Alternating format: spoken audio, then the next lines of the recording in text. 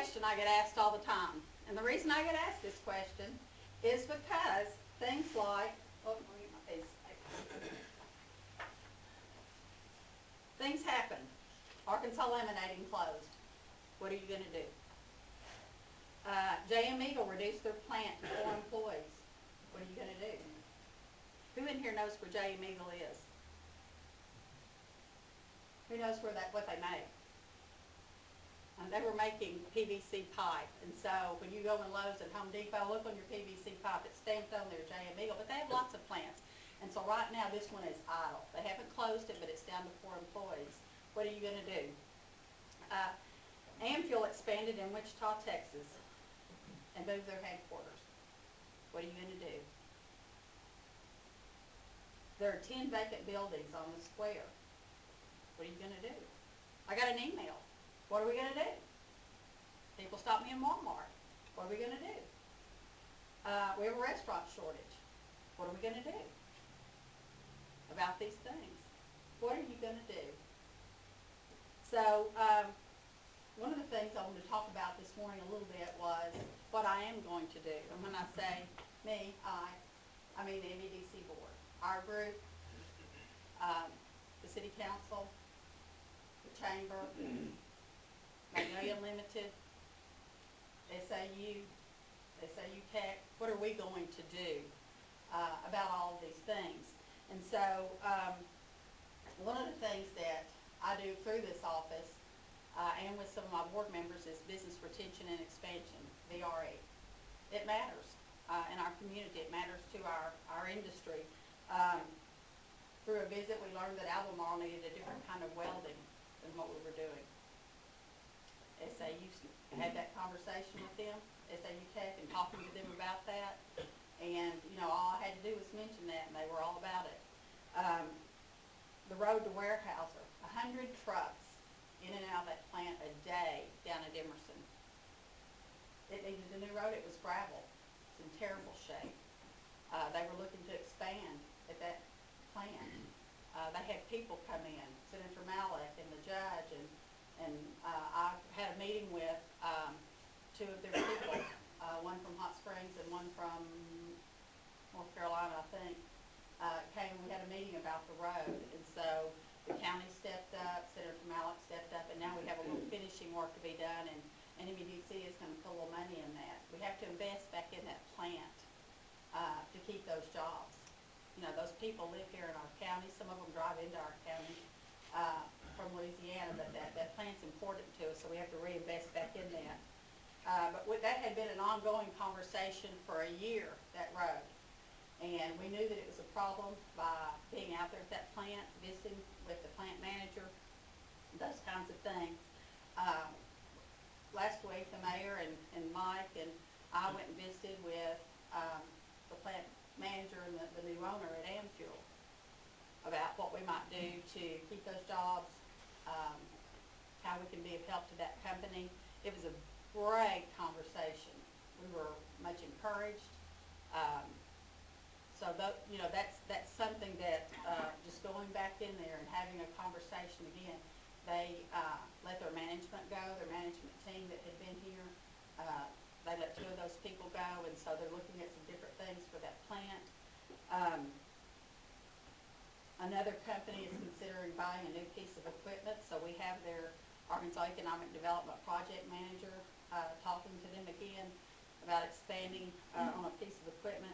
And then we have retail and recruitment. Our 10 empty buildings. Some of those buildings we're considering empty, and they do have things in them, but they're not open, so they're not producing sales tax income for the city. So they might as well be empty and closed. One of those buildings is at the end of this row, and the floor is falling in. That building's been vacant for years, but you still have to count it as a vacant building. And so those are some things for business retention and expansion that we need to look at. I was reading through magazines that I get, and some of the things that affect site selection or our economy or things that we might look at doing. this one was top 10 things site selectors look at, this article. And it talks about, it goes down through a list of things. And so as I read that, I have to think, okay, what are the things on this list that I can do something about, or that our community can do something about? And of course, number one always is highway access. We're not less than 20 minutes from an interstate. We can't do anything about that. So we have to know that we're headed that direction with, our expanding on the highway out here on 79 and then out 82, but it's going to be a slow process. And so as I look down through those things, and as I looked at another article, number 5 and number 1 on top 10 list would be workforce. Houston, we have a problem. Y'all understand? We have a workforce problem. What are we going to do? Well, we started with our workforce center. Back in 2012, I approached the board about us combining our adult education and our workforce services, which are our unemployment office. And so it has taken that long for that to come about. We had to wait on a lease, and then we had to look for property, and then we ended up building because that was what workforce wanted to do. I was going to do anything to get our adult ed out of that old school in Southside. It wasn't a good learning environment. People didn't want to go out there at night. It just is what it is. And so they had to come out of that facility. And through conversations with Barbara and then Dr. Lampkin and Dr. Rankin and our board, we just worked together about that. And so, it was extra meetings and all of those kinds of things, scraping money together. We finally got down to $400,000, and I had to call the governor's office and just beg for that $400,000. And $2.3 million, that's just beans. But the project happened, and now it's open. And Barbara, would you like to say something just quickly about any of that? I think the numbers are the numbers are up. In one of our classes, we had 35 students yesterday. And that's considering that we have a temporary phone line right now until our phones get transferred. So we're very excited because usually it takes a while before the students really start coming back after a major move like that. But we're so excited. We're seeing students, and it's working really well with workforce being in the building. When people come into workforce wanting the CRC, they don't have to drive across town or anything like that. All they have to do is just walk across the foyer, come into our building. We're able to serve them immediately. So it's working really well. Thank you. I'd just like to say that over those 4 years, there were a lot of people that did a lot of things to try to get that project completed. But we had one person who was really the cheerleader and the glue that held all the parties together that were necessary, and that was Cammy. And we just really appreciate your lead to help us get to that point. Well, it's something needed in our community because it's where we're going to address our workforce needs. They're going to go out there and learn to read the ruler and all of those things, that skill sets that they need at our industry and in local business that they don't have. Need to be teaching them to count change. Some basic things. But it doesn't matter where they work here. So when we spend training dollars at Albemarle or Amfuel, if that person goes to work at CMC, our dollars are still invested in our community. So it's worth our time and money. And Barbara and her group was so nice to nominate me for an award, and really it belongs to this community. The award that I got at Little Rock from the state was the Outstanding Contributor to Adult Education. And really it belongs to the work that the MEDC board did in our community on that project and getting that going. We want to look like we're proactive, and we are being proactive in that. We need to recognize the need, call it what it is, and keep working on that. I came back from a meeting in August, and I had heard a presentation by the superintendent from P. Ridge. And what they had was a conversion charter school, and as I sat there and listened to that superintendent talk about that and what that did for his industry and the way they were sending high school students were ready to go straight to work in some of that industry. It's a real blue-collar community. And so they met with their industry and decided what skill sets they needed to really teach a lot of those 11th and 12th graders. The first year they had, I think, 85 students, and then in year 2, which it's only in year 2, the superintendent told me that right now they have 187, I think, in that program. So what I thought was I got to get me one of them.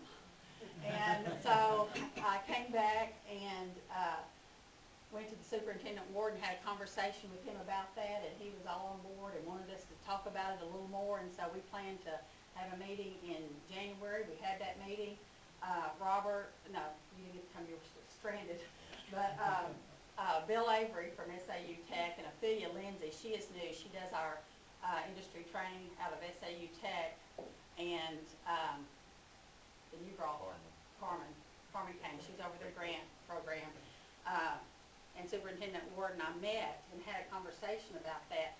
And the conversation we had was maybe, even though he was open to it, and I was thinking, what kind of money is this and all that, there's actually a grant for that. But as we talked about the needs of the high school and the needs of our community about training a workforce, we decided that SAU Tech, that already does some things on that campus, would have a conversation with them about other certificates that they might offer, so that when they graduate, they have those certificates already. So I'm not getting a charter school, and that's okay, but I am getting what I wanted, which is to begin the conversation a little earlier, and that's another thing we're going to look at, doing some industry visits, so that, how many of y'all been out to Albemarle's plant and had a tour? How many of y'all ever toured CMC? SAPA. Yeah. So we don't, even as adults, we don't go in those plants. So if we don't go, the children haven't been either, more than likely. So that's another thing. We want them to see what goes on out there, so that when they start looking at all kinds of jobs in those plants, all kinds of jobs. We want them to see everything. And so we're going to keep partnering with SAU Tech on that training in our high schools and through our industry and in adult ed on that training. Industry recruitment. MEDC is completed and graduated from Arkansas Economic Development's prep program. We used as our property that we had in the business park. And these are the pages of information we had to gather and fill out, and it took several people on the board and those in the community to work on that. And then finally they came and we had our mock interview, and we learned some things from that. We got some good grades, and then we got some things that we needed to work on, which was a learning thing for me and for the board. And so, we want to continue to improve what we do. Do we get tons of prospects from the state? We don't. And right now we do have a project that's still in play that Entergy, Arkansas, submitted our site is a shovel-ready site certified through Entergy. And so they submitted our site for a project, but what throws us out a lot is our distance from the interstate. So, what things can we offer to help that? Because that distance, in here, in this article, it talked about how much that cost a business, and it costs CMC. Albemarle, those are cost expenses that are really high, is that truck time, or that backhauling in an empty truck to CMC or one of our plants. And so those are things that we have to see where we can be helpful, even though we can't necessarily pave the road with the little amount of tax dollars we have. We're going to be quick to respond. Having this work done, especially if it's property in the business park, helps us to have all that information. We already know city tax things, all of those kinds of things. And if it's a new site, but at least we'll have, we'll know where to go and where that information comes from for sure, and all of those things. And then I spend a lot of time trying to keep Magnolia and Columbia County on the map. Sometimes I drive to Little Rock for an hour-and-a-half meeting, but it depends on who's going to be at that meeting. You have to make those kinds of decisions, that networking, that keeping your name out there, that looking involved, because I'm just telling you, South Arkansas can fall off the bottom of the state and they won't notice. if we don't stay up there all the time. So I'll spend 4 hours in the car for a 1-hour meeting. But sometimes that's what we have to do on that. We're down to what is MEDC going to do that's new? What are we going to do that's new? When we look at the things at the top, you know, the empty buildings, I've always said that our square is our calling card. Our downtown is what sets us apart from other communities our size, because once you get off the square and you at that red light at Main Street in Jackson and you start down Main Street, we look like any other town USA. McDonald's, Sonic, telephone poles everywhere, you know, all of those things, you know, we look like anybody else, but our square is what set us apart and made a place where people wanted to come and shop and good retail area. You know, you have to have enough businesses for people to drive over here for. You know, besides people in town offering goods and services, we want people to come here and shop. And when I was chamber director, you know, we used to have a group from a church that would load up in the van and come over here, and they ate at meals and they shopped at all the stores, and then they'd leave about 3 o'clock, you know, and head back to Texarkana. We want those kinds of things, but you have to have retail down there. And so, you know, I've heard a lot of people are, well, we don't need any more junk peak stores, but let me tell you, on Saturday, when I make the square and look, a lot of out-of-town people, Louisiana, Texas, those people drive to go rummage through all that stuff. Now, it's not my cup of tea, but for a lot of people it is, you know. And so, you know, we see them carry, they park out here, and so I see them carrying chairs and all this stuff, metal stuff, from down here at Checkers, even though it's, you know, I want us to have a shoe store, you know, those kinds of things. And I think, you know, a lot of people have, when you hear of a store closing, you automatically think, well, they didn't have any business. They weren't doing good, you know, their business was faltering. You know, that's bound to be why they're closing it. But it's not. The Nancy's are ready to retire. And she wanted to retire that shoebox man. And so, are we working on that? We are. Ellie's already had conversations with people. You know, some people that she knew that were interested. But all of those things, you know, it's a process. And so we send them to Megan and Julia always, because they're going to need a business plan and they need somebody to be the devil's advocate, and you have to make sure it cash flows. You know, we don't want people in and out and in and out. That doesn't look good either. And so we always try to send them there to whether they go or not. But next time I see them, I always ask, did you go out and talk to Megan and Julia? You know, those kinds of things. But it's going to take a little while. You know, is something going to open in those buildings in 30 days? And that's going to be, if, and Simply Beautiful too has people looking at their building that, in that business. I think she's had, what, 3 people, Ellie, maybe, call her interested in it. We would love for somebody to buy that. But if they don't, she's going to close it in April. And so, you know, it's not that it's not making a good living. It is. The bridal industry is ridiculous amount of money. Someone should pick that up and go with that. And, you know, some of these things we make phone calls, we talk to people as we go along the way, and, you know, the Mules building is closed. How many of y'all ate in Shorty's? So it's, you know, it just didn't make it. It just didn't make it. And I talked to Kathy McMahon. She called me day before yesterday and said, Cammie, I know you've noticed they've moved out, but I was just calling to touch base with you. And I said, Kathy, I've already called somebody about your building. You know, I'm not waiting on them to call me. One of the shoebox buildings, I'm already having a conversation with one of the owners about possibly selling that building, because what's going to happen is you're going to have to come in and invest some money. And so it's hard for people to, you know, we spent $20,000 just on this building, kind of giving it a facelift. We did bare minimal, you know, trying not to spend a lot of money. But how many of y'all want to invest $20,000 in a building you don't own? It's tough, you know. I owned a business downtown. I owned one of those old buildings. You know, the mortar crumbles, all of those kinds of things. It's a continual fixing. Warnock's just put a bunch of money in their building. Termites, you know. I mean, it's a constant repair on those buildings. And so when they sit there and they deteriorate and they deteriorate and they deteriorate, well, there goes our downtown and are calling for it. So, you know, 100-year-old buildings just have to have a facelift all the time. So,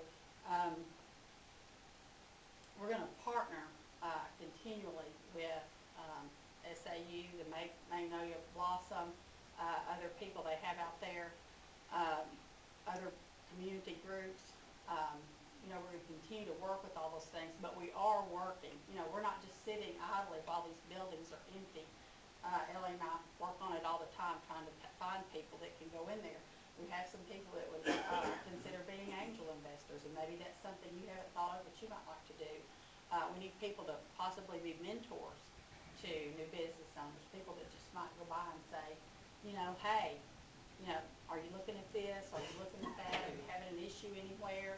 Do you understand your QuickBooks? You know, all of those kinds of things, new small business owners need help with. You know, we can't just cut the ribbon and then walk away sometimes because, you know, there's just things they hadn't thought of on that.